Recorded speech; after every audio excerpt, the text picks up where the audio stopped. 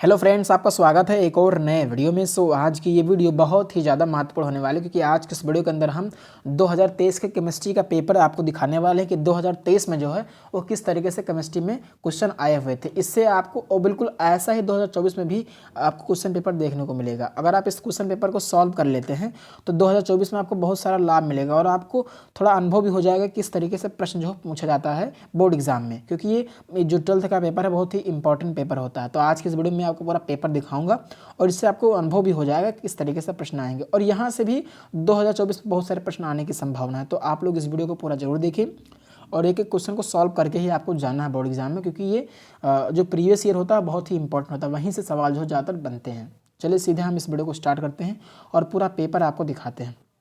तो इस पेपर का जो सेट आप लोग देख सकते हैं 347 सीडी है और रसायन विज्ञान का है। यहाँ पे आप लोग समय देख सकते हैं, समय यहाँ पे लिखा हुआ 3 घंटे 15 मिनट का है और पूर्णांक जो है वो 70 नंबर का इधर बगल में लिखा हुआ आप लोग देख सकते हैं। चलिए कुछ निर्देश पढ़ लेते हैं। पहला है कि प्रारंभ के 15 मिनट जो है परीक्षार्थी को प्रश्न पत्र पढ़ने के लिए निर्धारित हैं। सभी प्रश्न अनिवार्य हैं। प्रत्येक प्रश्न के निर्धारित अंक उनके समक्ष जो है दिए हुए हैं, सामने दिए रहेंगे।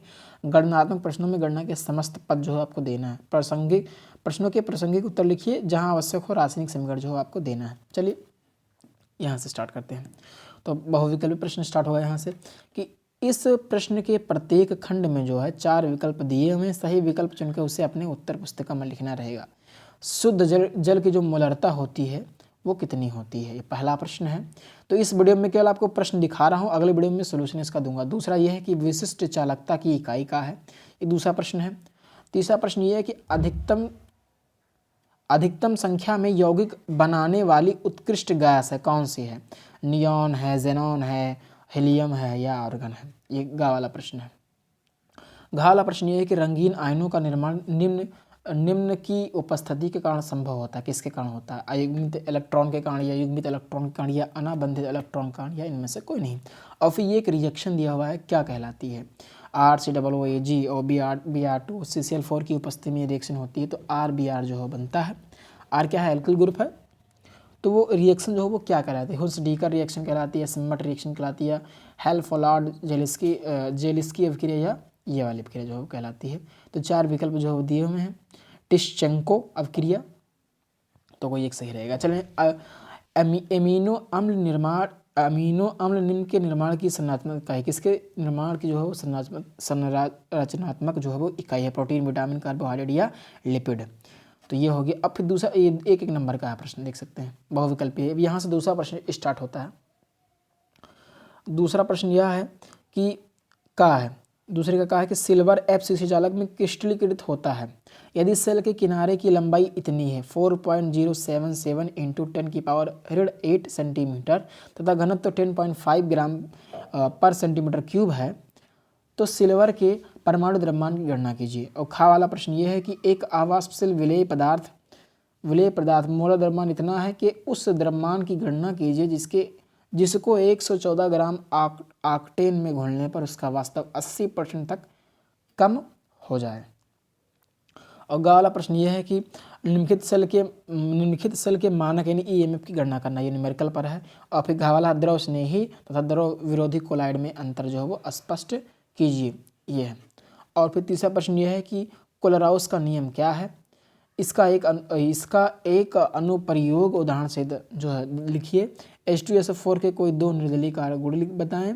और फिर घा वाला है कि FeSO4 विलयन तथा NH4 का होल ट्वाइज SO4 विलयन का 1:1 मोलर अनुपात में मिश्रण Fe2+ आयनों का परीक्षण देता है, परंतु CaSO4 तथा जलीय अमोनिया NH3 का 1:4 मोलर अनुपात में मिश्रण Cu2+ आयन का परीक्षण नहीं देता, ऐसा क्यों होता है। और फिर घा वाला प्रश्न है कि कीटोन जो है फेहलिंग विलयन तथा टॉलिन अपकर्मक को अपचेत नहीं करते हैं, जबकि फ्रक्टोज जो है कीटोन समूह होते हुए भी कर देता है, ऐसा क्यों है, ये बताना। तो यहाँ से चौथा प्रश्न स्टार्ट होता है कि निम्नलिखित में से प्रत्येक ठोस को आयनिक धात्विक आणविक में वर्गीकृत कीजिए। P4 अमोनियम फास्फेट, पीतल, टेट्रा फास्फोरस डेका ऑक्साइड, ठीक है, ये चीज़ें हैं। और फिर यहाँ पे घा वाला प्रश्न, 3-3 नंबर वाले ऊपर प्रश्न सब हैं। चलिए खा जो है कांड से तो आपको समझाना, फेरिक क्लोराइड से प्राप्त FeOH का होल थ्राइस का कोलाइडी विलयन धन आवेशित होता है। जल के शोधन में फटकर का प्रयोग करते हैं। नदियाँ समुद्र में मिलते समय डेल्टा का निर्माण करती हैं, ऐसा क्यों होता है? कारण आपको समझाना। 3 नंबर का है, ये 3 नंबर का प्रश्न है। और फिर गा वाला क्वेश्चन ये है कि संक्रमण धातुओं की परमाणु त्रिज्याएं किसी श्रेणी में किस प्रकार परिवर्तित होती हैं और क्यों? संक्रमण धातुओं के आयन प्रायः अनुचुंबकीय होते हैं, ऐसा क्यों है? संक्रमण तत्व विभिन्न आक्सीकरण अवस्थाएं प्रदर्शित करते हैं, ऐसा जो है वो क्यों है? तीसरा प्रश्न है।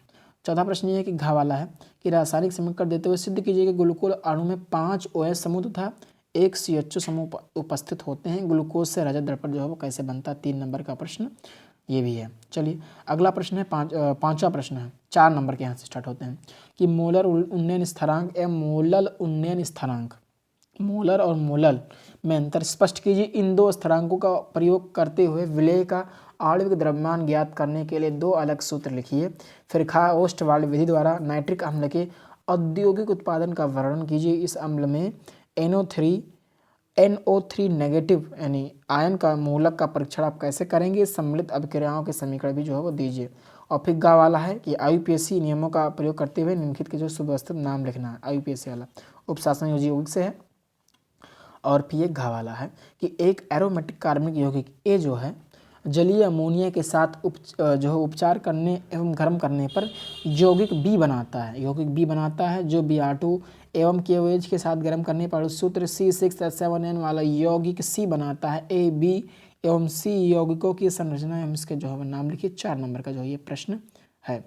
और छठा प्रश्न है लॉन्ग में कि एक एरोमेटिक कार्बनिक यौगिक ए है CHCl3 तथा KOH के साथ अभिक्रिया से B और C देता है, जिनका जिंक चूर्ण के साथ आसवन करने से D बनता है। D के आक्सीकरण से C7H6O2 अणु सूत्र वाला यौगिक E प्राप्त होता है। A, B, C, D तथा E की पहचान करिए। प्रत्येक अभिक्रिया का जो है रासायनिक समीकरण भी जो है वो लिखिए, अथवा आप नीचे वाले भी कर सकते हैं कि विलियमसन, इस पर टिप्पणी लिखना है।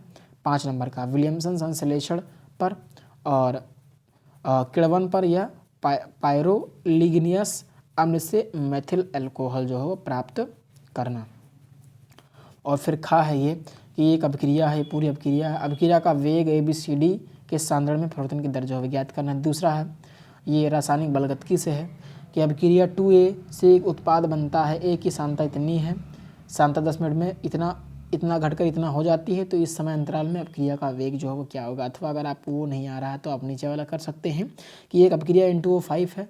इससे ये एक रिएक्शन है के लिए ये पूरा डाटा दिया गया। इसमें क्या पूछ रहा है तो K' K" और K" में संबंध स्थापित करिए। ठीक है, 3 नंबर का है। और फिर अगला प्रश्न है कि किसी अभिकारक के लिए एक अभिक्रिया प्रथम कोटि की है, अभिक्रिया का वेग किस प्रकार प्रभावित होगा यदि अभिकारक की सांद्रता जो है वो दुगनी कर दी जाए। 3 नंबर का ये भी प्रश्न है। 7वां प्रश्न केवल आपको रासायनिक समीकरण देना है। 5 नंबर का केवल रासायनिक समीकरण। N-ब्यूटिल क्लोराइड को एल्कोहली KOH के साथ अभिकृत किया जाता है और शुष्क ईथर की उपस्थिति में ब्रोमोबेंजीन की मैग्नीशियम से अभिक्रिया होती है। ये है मेथिल क्लोराइड जलीय KOH के साथ अभिक्रिया करती है। शुष्क ईथर की उपस्थिति में मेथिल ब्रोमाइड की अभिक्रिया सोडियम से होती है, इसका आपको रिएक्शन देना है। और एथिल ब्रोमाइड की अभिक्रिया KCN अल्कोहलिक से होता है, इसका भी आपको जो है वो देना है। या अगर अथवा लगा उसको नहीं करना चाहते हैं रिएक्शन वाला, तो क्लोरोबेंजीन से को निम्नलिखित में कैसे परिवर्तित करेंगे, केवल आपको रासायनिक समीकरण देना है।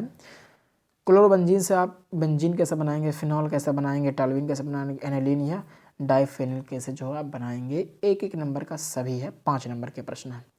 तो ये था। अब फिर खा यहाँ पे है। अगर आप इसको करना चाहते हैं कि एक कार्बनिक यौगिक में 69.77% कार्बन है, 11.63% हाइड्रोजन है तथा शेष ऑक्सीजन उपस्थित है। यौगिक का आणविक द्रव्यमान 86 है। यह यौगिक टालिन अभिकर्मों को अपचयित नहीं करता, परंतु सोडियम हाइड्रोजन सल्फाइड के साथ योगज यौगिक देता है तथा धनात्मक आइडोफॉर्म परीक्षण देता है। प्रबल आक्सीकारक पर यह एथेनोइक अम्ल व प्रोपोनोइक अम्ल देता है। संभाव्य यौगिक की जो है संरचना लिखिए, 5 नंबर का, अथवा रिएक्शन पे है कि क्लेजन अपक्रिया लिखिए, कैनिजारो अपक्रिया लिखिए और रोज़ेमुंड अपक्रिया लिखिए। तो यहाँ पर आपका पेपर खत्म हो जाता है। ये 5 नंबर का, नीचे जो है इसका इंग्लिश वर्जन जो है वो आ जाता है। तो ये था आपका जो है पेपर, ये था जो है आपका पूरा पेपर था। तो आशा करता हूँ कि आपको ये वीडियो पसंद आएगा। वीडियो पसंद आया तो वीडियो को लाइक करें, चैनल पर नए हैं तो चैनल को सब्सक्राइब जरूर करें। अगली वीडियो में मैं इसका सोल्यूशन भी आपको जो है वो दे दूंगा। तो ये था केमिस्ट्री का 2023 का पेपर। अगर आप इसको सॉल्व कर लेते हैं तो 24 में आपको बहुत ही ज़्यादा हेल्प मिलेगी।